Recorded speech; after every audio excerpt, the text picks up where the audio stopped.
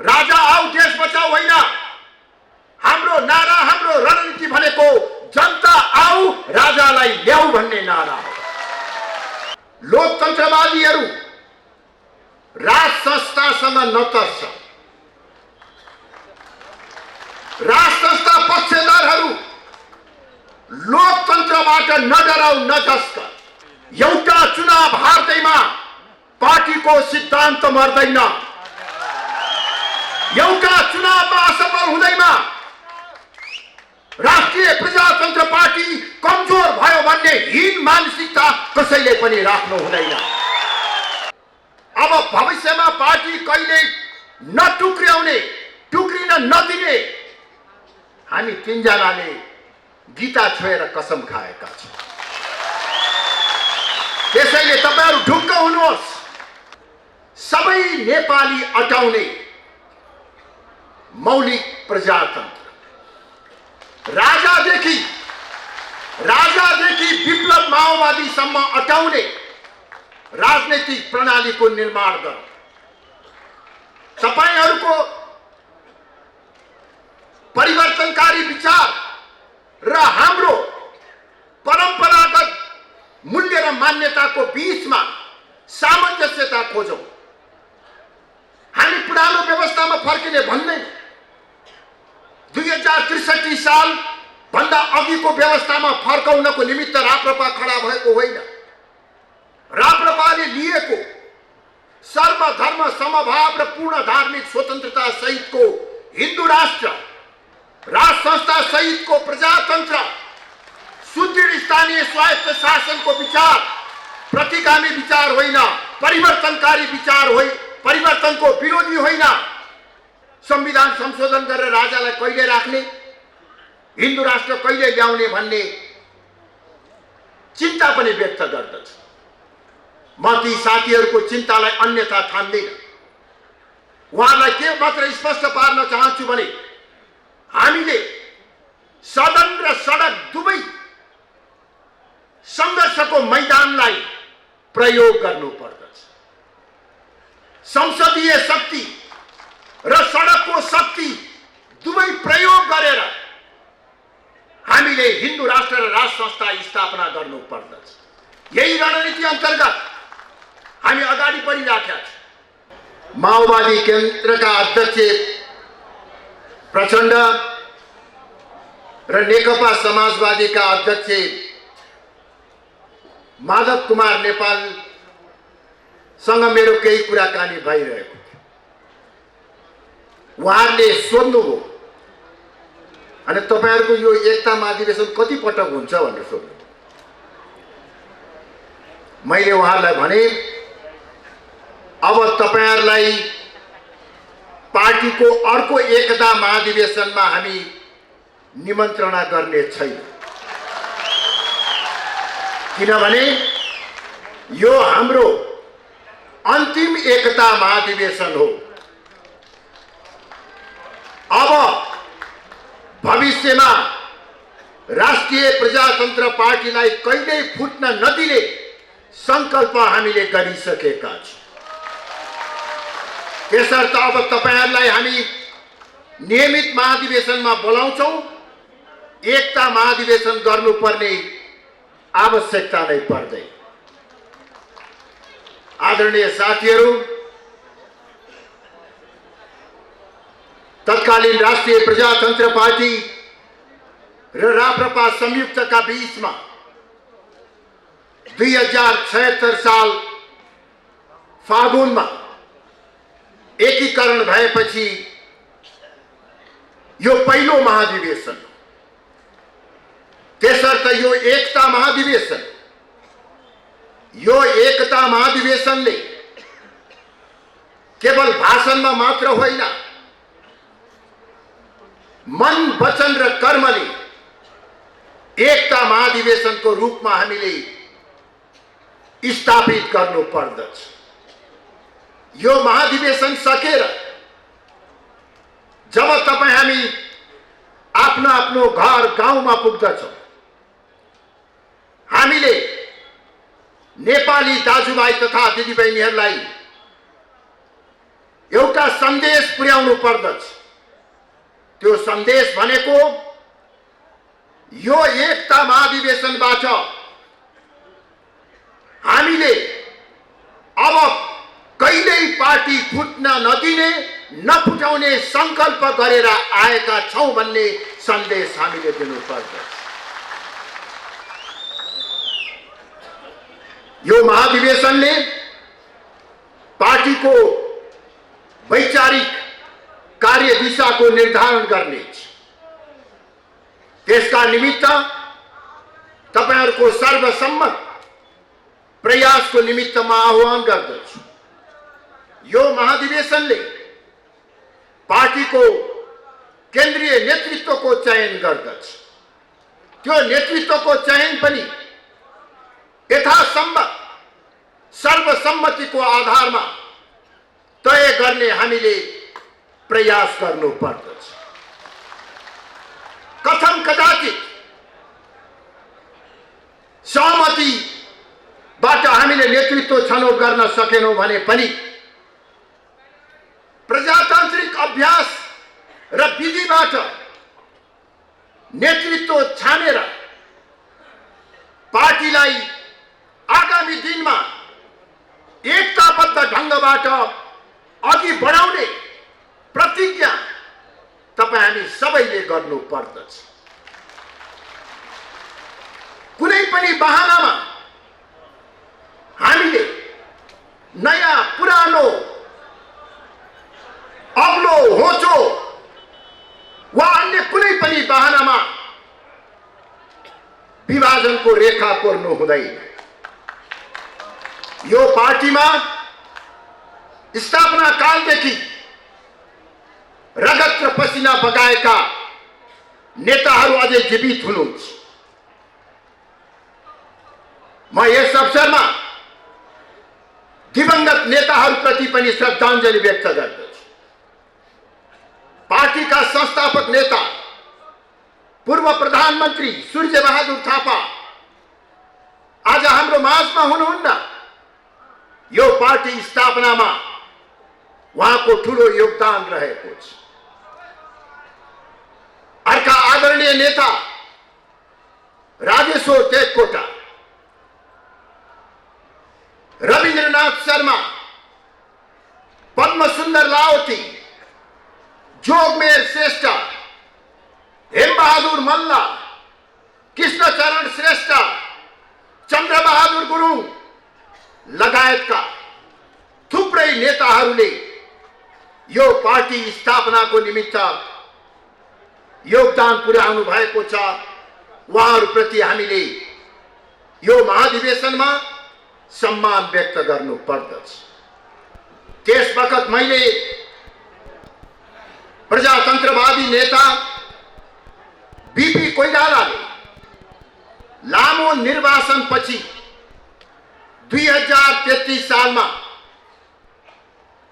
राष्ट्रिय मेलमिलापको नीति बोकेर आउँदा व्यक्त गर्नुभएको एउटा विचार उद्धरण गरेको थियो।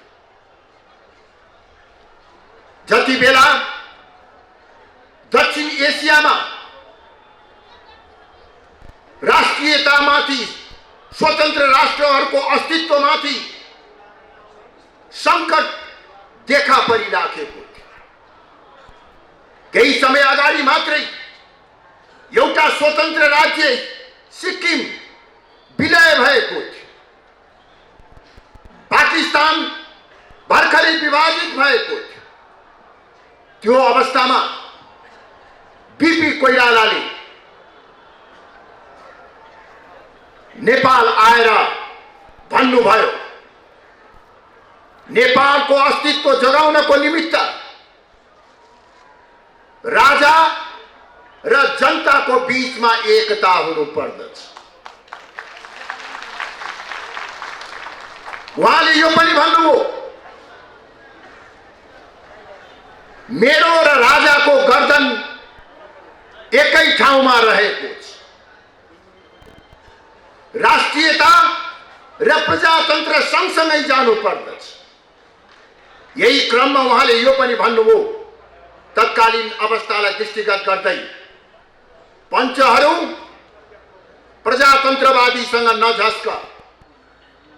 प्रजातन्त्रवादीहरू पञ्च र राजासँग नतर्स।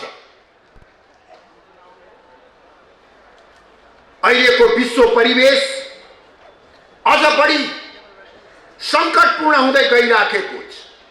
नेपालकै राष्ट्रिय सन्दर्भमा को कुरा गर्ने हो भने बाह्य शक्तिको चलखेल र प्रभाव तीव्र रूपले बढेर गएको छ। विदेशीहरूको रणनीतिक प्रतिस्पर्धा स्थल नेपाल बन्न सक्ने खतरा देखा परिराखेको छ। प्रजातान्त्रिक मूल्य र मान्यता कमजोर हुँदै गइराखेको छ। राज्यका अंगहरू को प्रभावकारितामा ह्रास आइराखेको छ। भ्रष्टाचारको दलदलमा मुलुक भासिएको छ। यस्तो अवस्थामा नेपालको राष्ट्रिय अस्तित्व, राष्ट्रियता र एकता हिजोको भन्दा अहिले बढी सङ्कटपूर्ण रहेको छ। त्यसर्थ म भन्न चाहन्छु, विभिन्न राजनीतिक दलका नेताहरू हुनुभएको भए म उहाँहरूलाई सुनाउँछु, तर यो सञ्चार माध्यमबाट उहाँहरूको कानमा यो कुरा पुगोस् कि अहिले पनि देशलाई राष्ट्रिय मेलमिलापको आवश्यकता छ। राष्ट्रियता र प्रजातन्त्र एक ठाउँमा रहेको परिस्थिति निर्माण गर्नु परेको छ। त्यसर्थ अहिलेको सन्दर्भलाई दृष्टिगत गर्दै म भन्दछु, लोकतन्त्रवादीहरू राज संस्थासँग नतर्स। राज संस्था पक्षधरहरू लोकतन्त्रबाट नडराउ, नझस्क। अहिलेको आवश्यकता परिवर्तनकारी शक्ति र परिवर्तनकारी विचार, परम्परागत शक्ति र परम्परागत विचार को बीचमा सामञ्जस्यता र एकताको आवश्यकता छ। राजा र जनताको बीचको एकता, राष्ट्रियता र प्रजातन्त्र बीचको सामञ्जस्यता अहिलेको आवश्यकता हो र यो नै नेपालको राष्ट्रिय सुरक्षा र राष्ट्रिय अस्तित्वको ग्यारेन्टी हो।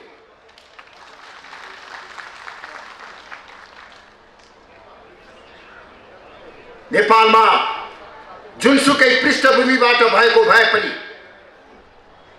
63 सालपछि नयाँ बाटोबाट देशलाई हिँडाउने प्रयास गरियो।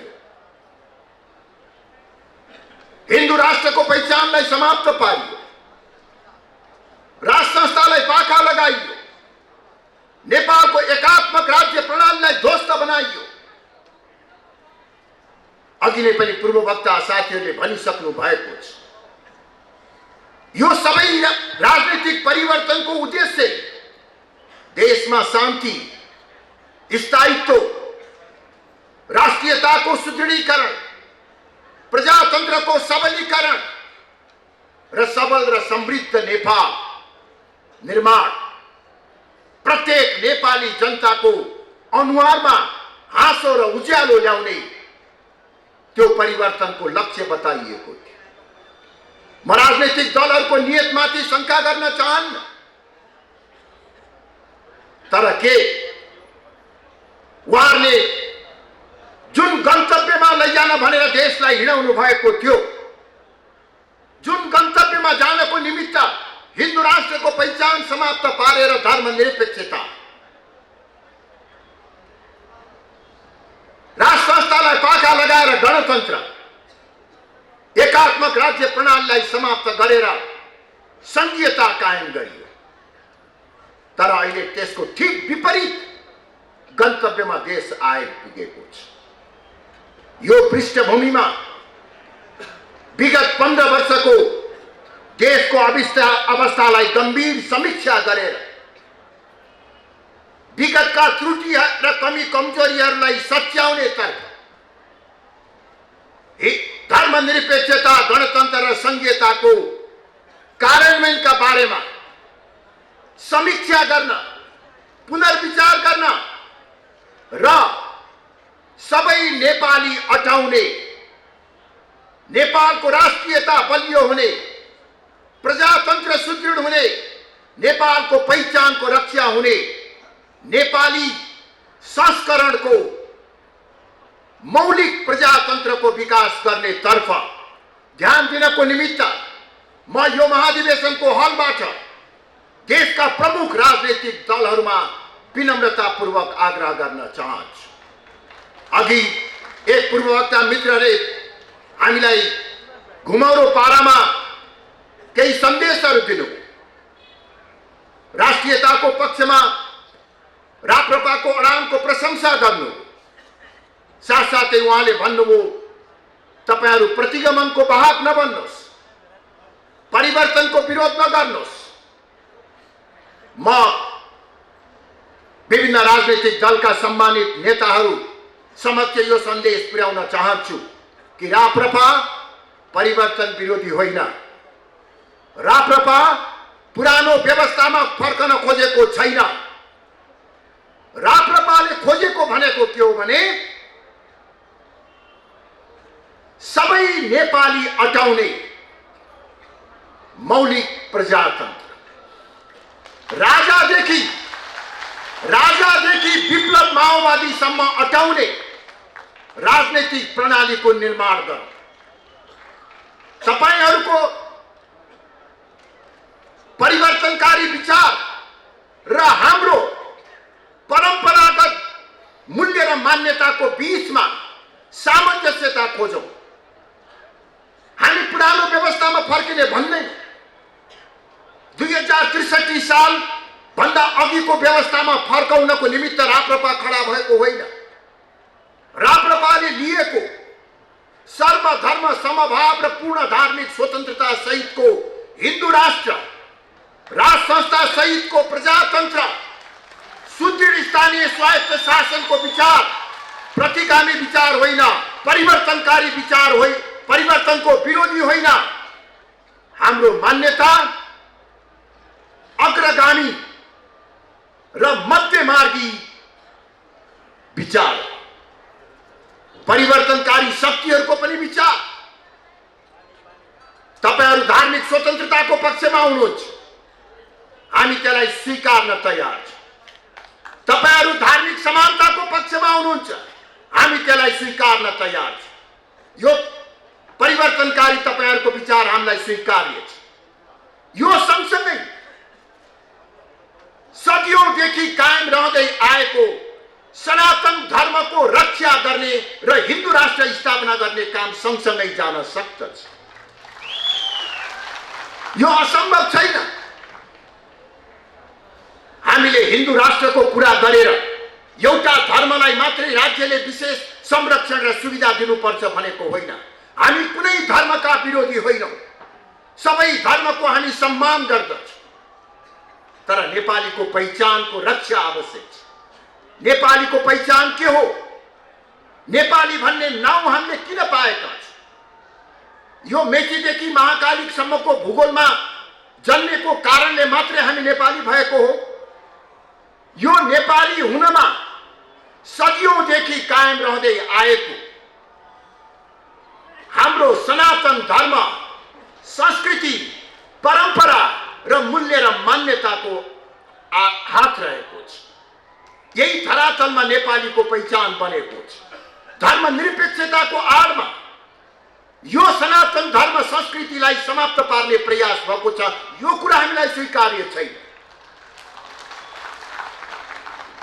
यसैगरी राज संस्थाको कुरा गरेर हामीले निरङ्कुश राजतन्त्रको कुरा गरेको होइन।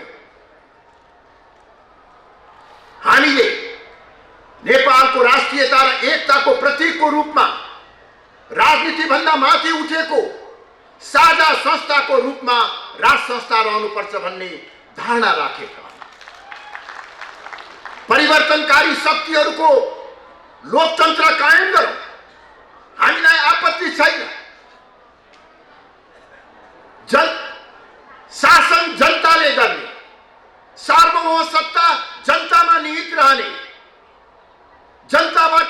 निर्वाचित दल र प्रतिनिधिले देशको शासन सत्ता सञ्चालन गर्ने, यही हो लोकतन्त्र भनेको। संसारभरि चलेको, मान्यता प्राप्त गरेको लोकतन्त्रको परिभाषा यही हो। जनताद्वारा, जनताको निमित्त, जनताको सरकार लोकतन्त्र हो। यो लोकतन्त्रप्रति हाम्रो आपत्ति छैन। तपाईहरुले कायम गर्न खोज्नु भएको यो लोकतन्त्रलाई अझ बलियो बनाऊ त परिवर्तनकारी शक्तिहरूको यो लोकतान्त्रिक विचारको सम्मान गर्दै परम्परागत शक्ति र मूल्य र मान्यताको रूपमा रहेको राज संस्थालाई पनि एउटा स्थान दियो। यही हो राज संस्था सहितको प्रजातन्त्रको कुरा। नेपालको भू राजनीतिक अवस्था, नेपालको धार्मिक सामाजिक परिवेशले राज संस्थाको आवश्यकतालाई महसुस गरेको छ। यो हाम्रो भू राजनैतिक बाध्यता हो। यो बाध्यतालाई हामीले बिर्स्यौं भने, कसैको रहरले, शोकले बिर्स्यौं भने हामीले आफ्नो अस्तित्व कुनै दिन संकट पार्न सक्ने खतरा रहन्छ। यो मध्यमार्गी विचारका साथ नेपालको राष्ट्रिय राजनीतिमा राष्ट्रिय प्रजातन्त्र पार्टी एउटा अलग पहिचानका साथ, फरक विचारका साथ क्रियाशील रहेको छ। राष्ट्रियता, प्रजातन्त्र, मुलुकको आर्थिक समृद्धि हामी सबैको साझा एजेन्डा हो। यो राष्ट्र निर्माणको लक्ष्य प्राप्त गर्ने क्रममा तपाईहरु राज संस्थालाई निषेध गरेर, हिन्दू धर्म वा हिन्दू राष्ट्रलाई निषेध गरेर गणतन्त्र र धर्मनिरपेक्षताको आधारमा अघि बढ्न खोज्नुहुन्छ। हामी गणतन्त्रलाई पनि निषेध नगरौं, लोकतन्त्रलाई पनि निषेध नगरौं, धर्मनिरपेक्षताको, धार्मिक स्वतन्त्रताको मान्यतालाई पनि निषेध नगरौं। सबै मिलेर एउटा मध्यमार्गी बाटोबाट अगाडि बढौं भन्ने हाम्रो पार्टीको मान्यता हो, जसलाई हामीले सरल भाषामा भन्ने हो भने राष्ट्रियता, प्रजातन्त्र र उदारवादको बृहत चिन्तनमा आधारित संवर्धनवाद भन्ने गरेका छौं। यो संवर्धनवाद निरन्तरता सहितको परिवर्तन हो। यो संवर्धनवाद वैदिक सनातन मूल्य र मान्यतामा आधारित दर्शन हो। यो संवर्धनवाद राष्ट्रियता र प्रजातन्त्रको पक्षपाती हो। यही वास्तविकताका साथ राप्रपा अगाडि बढिरहेको छ। 62-63 को आन्दोलनको आँधीबेहरीमा पनि हामीले दृढतापूर्वक यो मान्यतालाई बोकेर हिँड्यौं। यो मान्यतालाई बोकेर हिँड्दा देशका विभिन्न कुना काप्चामा हामीमाथि सांघातिक आक्रमण भयो। हामीलाई सामाजिक बहिष्कार गरियो, राजनीतिक रूपमा निषेध गरियो, तर हामी चट्टान झैं जस्तै अडेर यो मान्यतालाई बोकेर संघर्ष गर्दै गयो। 0बाट 4, 4बाट 25, 25बाट 37 सम्म हामी पुग्यौं। संविधान सभामा हाम्रो 25 वटा मात्र सिट थियो। हामीले हिन्दू राष्ट्र राज संस्था स्थापना गर्न सकेनौं संख्याको कमीले गर्दा। तर यो नयाँ संविधानमा हामीले हिन्दू राष्ट्र राज संस्था सहितको प्रजातन्त्रको एजेन्डा बोकेर जनताको माझमा जाने र जनताको अभिमत लिएर परिवर्तन गर्ने अधिकारलाई सुनिश्चित गर्यौं, जसको कारणले गर्दाखेरि आज हामीले उठाएका मान्यताहरू संविधान विरोधी मान्यता होइन। संविधानले दिएको अधिकारको प्रयोग, जब संविधान निर्माण भयो हाम्रो अगाडि एउटा यक्ष प्रश्न खडा भयो, अब के गर्ने? संविधानमा हामीले हिन्दू राष्ट्र लेखाउन सकेनौं, राज संस्थालाई स्थान दिन सकेनौं, त्यो अवस्थामा के गर्ने? एकातिर संविधानलाई च्यातेर विद्रोहमा जान सक्ने बाटो, त्यो विद्रोहको बाटो हामीले उपयुक्त ठानेनौं। किनभने 10 वर्षको जनयुद्ध भोगेको देशले फेरि अर्को अर्को विद्रोहलाई धान्न सक्ने अवस्था थिएन। त्यो अवस्थामा हामीले प्रजातान्त्रिक मूल्य र मान्यतालाई आत्मसात गर्दै संविधान र संवैधानिक व्यवस्थासँग सहकार्य गर्दै आफ्ना मान्यताहरू स्थापित गर्ने दिशामा अग्रसर हुने हामीले रणनीति अवलम्बन गर्यौं। यसको अर्थ हामी संघर्षमा नजाने, आन्दोलनमा नजाने भन्ने होइन। हाम्रो रणनीति भनेको यो पार्टीका सबै तहका कार्यकर्ताहरूले ठिक ढंगबाट बुझ्नु पर्दछ। कतिपयलाई लागेको छ राप्रपाले कहिले 2/3 बहुमत लिएर आउने संसदमा अनि 2/3 बहुमत लिएर आएर संविधान संशोधन गरेर राजालाई कहिले राख्ने, हिन्दू राष्ट्र कहिले ल्याउने भन्ने चिन्ता पनि व्यक्त गर्दछ। म ती साथीहरूको चिन्तालाई अन्यथा ठान्दैन। उहाँलाई के मात्र स्पष्ट पार्न चाहन्छु भने हामीले सदन र सडक दुवै संघर्षको मैदानलाई प्रयोग गर्नु पर्दछ। संसदीय शक्ति र सडकको शक्ति दुवै प्रयोग गरेर हामीले हिन्दू राष्ट्र र राष्ट्र संस्था स्थापना गर्नु पर्दछ। यही रणनीति अन्तर्गत हामी अगाडि बढिराखेका छौं। जुन दिन राप्रपाले संसदमा सम्मानजनक अवस्था प्राप्त गर्न सक्दछ, जुन दिन राप्रपाले काठमाडौँको सडकमा 1 लाख भन्दा बढी मानिस निरन्तर रूपमा उतार्न सक्दछ, त्यो अवस्थामा संविधानको 2/3 बहुमतको धारा पर्खेर राप्रपा बस्दैन। संसदको शक्ति र सडकको शक्तिबाट नागार्जुनमा रहेका राजालाई नारायणीमा राख्ने काम जनताले गर्दछ। त्यसैले राप्रपाको अहिलेको नारा भनेको राजा आऊ देश बचाऊ होइन। हाम्रो नारा, हाम्रो रणनीति भनेको जनता आऊ राजालाई ल्याऊ भन्ने नारा हो। यसै गरी हिन्दू राष्ट्रको स्थापनाको निमित्त पनि हामीले केवल संविधानको 2/3 बहुमत पर्खेर बस्नुपर्ने जरुरी छैन। हिन्दू राष्ट्रको स्थापनामा तुलनात्मक रूपमा केही सजिलो छ, तर जुन दिन हामीले सडक र सदनको शक्ति आर्जन गर्दछौं त्यस अवस्थामा हामी उपयुक्त बाटोबाट आफ्ना मान्यताहरू स्थापित गर्दछौं। यही रणनीति बोकेर 73 सालपछि हामी अगाडि बढ्यौं। त्यसको निमित्त हामीलाई लाग्यो एउटै विचार बोकेका पार्टीहरू अलग अलग बसेर यो लक्ष्य प्राप्त हुन सक्दैन। समान विचारधारा भएका पार्टीहरू एक ठाउँमा आउनु पर्दछ। एक ठाउँमा आयो भने हाम्रो शक्ति दोब्बर तेब्बर हुन्छ। यही मान्यताका साथ 2073 साल भदौ महिनामा हामीले तत्कालीन राप्रपाका अध्यक्ष पशुपति शमशेर राणा, तत्कालीन राप्रपा नेपालको अध्यक्षको नाताले मैले हस्ताक्षर गरेर ऐतिहासिक पार्टी एकता सम्पन्न गर्यो। तपाईहरु सबैको भव्य उपस्थिति र जोश जागरका साथ हामीले 2073 साल फागुनमा ऐतिहासिक एकता महाधिवेशन सम्पन्न गर्यो। त्यो महाधिवेशनमा देखा परेको जोश, उमंग हाम्रा आँखा अगाडि अहिले पनि छलमङ्ग छ।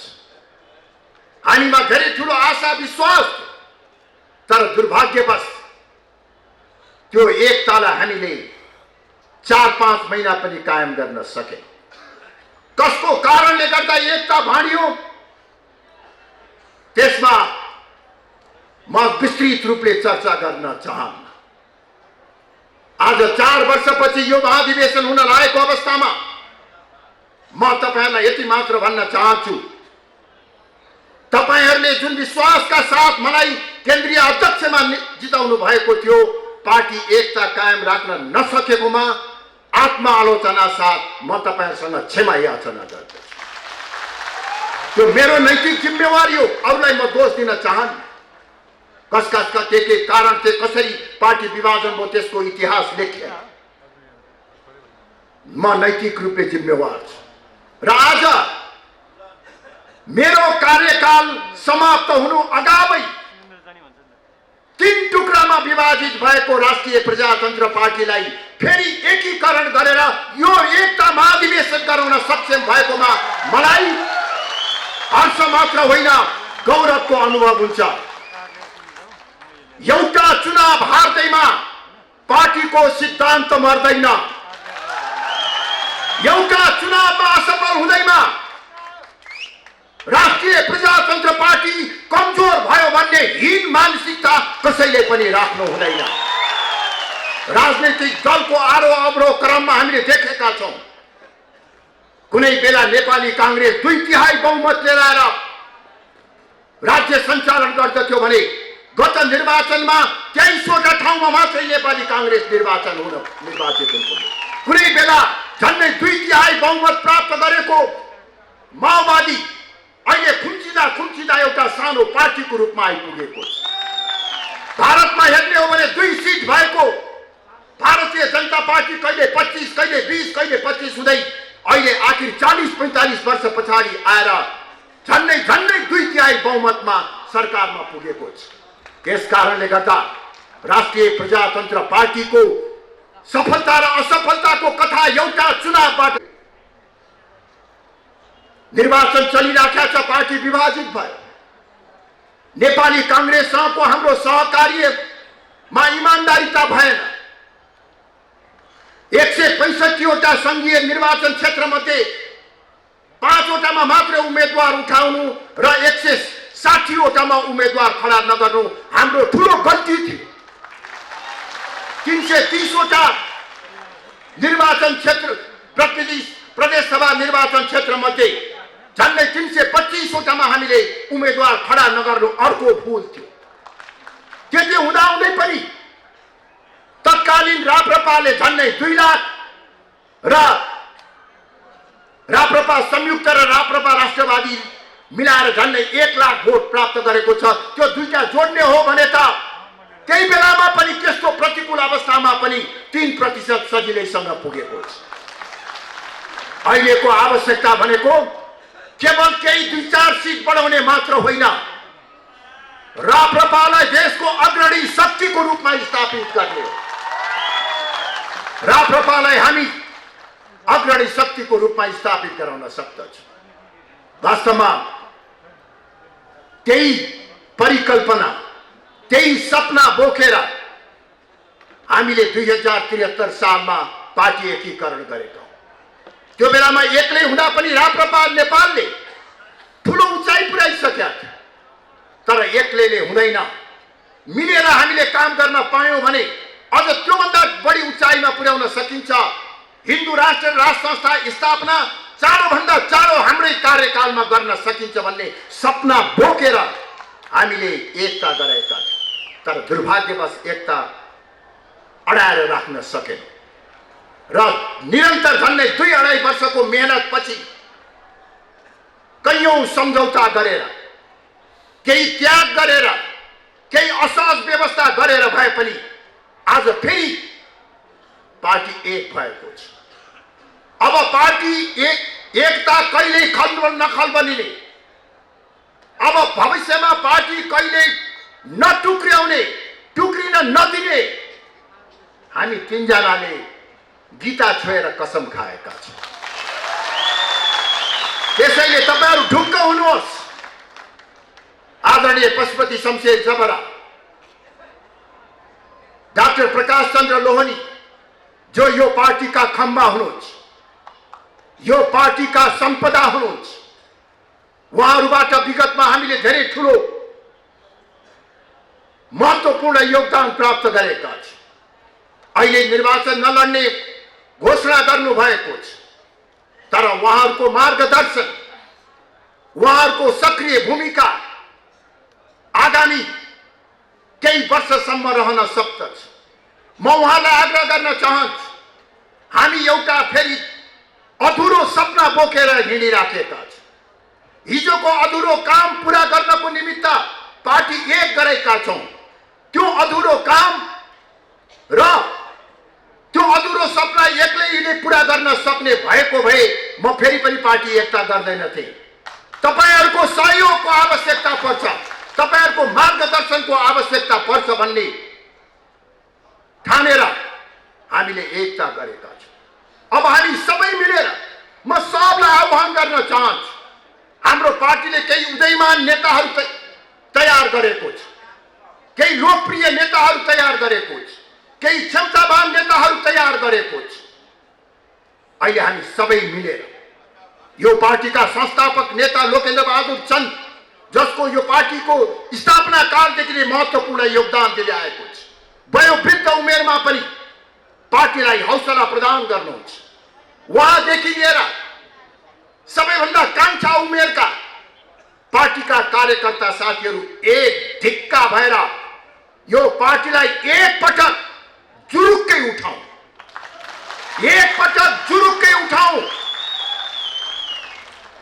हिजो इतिहासका विभिन्न कालखण्डमा विभिन्न परीक्षामा खरो उत्रेका यो नेतृत्व पंक्ति छ। हामीहरू पशुपतिजी प्रकाशजीको मेरो भन्दा 10-12 वर्ष लामो राजनीतिक इतिहास छ, मेरै पनि झन्डै 45 वर्षको राजनीतिक इतिहास यात्रा छ। तर हामीलाई राजनीतिक रूपमा हाम्रा केही निर्णयहरू विवादास्पद भए होलान्, हामीलाई यदाकदा हाम्रा क्रियाकलापहरू आलोचना भए होलान्, तर यो नेतृत्व पंक्तिलाई बेइमानी गरेको, भ्रष्टाचार गरेको, ब्रह्मलुट लगा गरेको कसैले आरोप लगाउन सक्दैन। यो इमान र जवान भएको राष्ट्रवादी नेतृत्व पंक्ति हामीसँग छ, हामीसँग सशक्त विचार छ, समय काल परिस्थितिले प्रमाणित गरेको विचार छ। त्यसर्थ कुनै पनि बहानामा विभाजनको रेखा नकोरिकन सबै एकजुट भएर लागौं। राप्रपा अहिले सबभन्दा कमजोर छ, यो कमजोरी भन्दा तल जाने ठाउँै छैन छ त भन्नुस्। अब यो भन्दा तल कति जाने? अब त माथि जाने हो। 4 वर्ष धैर्य गर्नुस्। हामी सबै मिलेर एउटा बलियो पार्टी बनाएर युवा पुस्तालाई हस्तान्तरण गरेर अगाडि बढ्न तयार। त्यो एकताको निमित्त आह्वान गर्दै सहमति र सर्वसम्मतिको आधारमा नेतृत्व चयन गरेर यो देशमा राप्रपालाई एउटा जागरूक शक्तिको रूपमा, राष्ट्रियताको पहरेदारको रूपमा, प्रजातन्त्रको पहरेदारको रूपमा यो पार्टीलाई स्थापित गरौं। त्यो सम्भव छ।